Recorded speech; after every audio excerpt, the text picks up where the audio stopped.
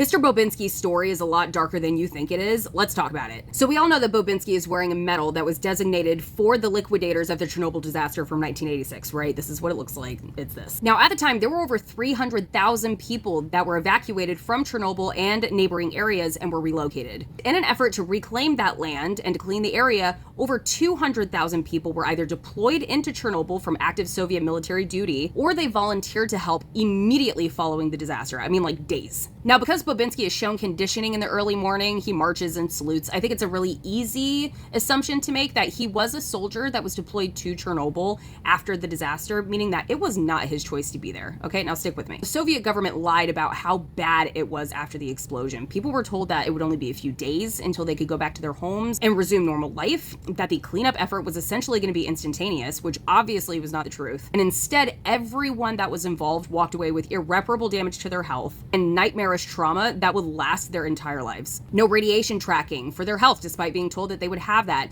They risk engaging with radioactive material, such as a hot particle, which is literally something that can burn your skin off if you accidentally touch it. They were made to sleep on the floor for months. They were forced to witness dogs and other animals that were left behind to feed on radioactive grass, other radioactive rodents, which only worsened their condition and essentially created walking zombies of all of these left behind animals. Mass womb exodus for thousands of Ukrainian women that were forced by their government to evacuate their bodies to curb potential birth defects and health ramifications for the next generation. Really stuff. Coraline is set in the mountains of Ashland, Oregon, all right? That seems like kind of an odd place for a Chernobyl liquidator to be living, right? Apparently not. In 1992, there was a humanitarian effort that was called the Ukrainian Children's Airlift. It facilitated the safe travel of hundreds of Ukrainian children and survivors to Portland, Oregon for resettlement and to provide care and support for the children of that affected region. Now, you notice how Bobinsky has a thing for beets? There is a reason for that, and that's because beets are known to reduce the effects of radioactive damage and act as a radioprotectant. That's why at the end of the movie, you see him pulling up all of the tulips to plant beets. It's because he literally needs them to stay alive. To go even deeper, the mice that he trains for his circus are a subspecies of jumping mice that are called a northern three-toed jerboa. Their native land?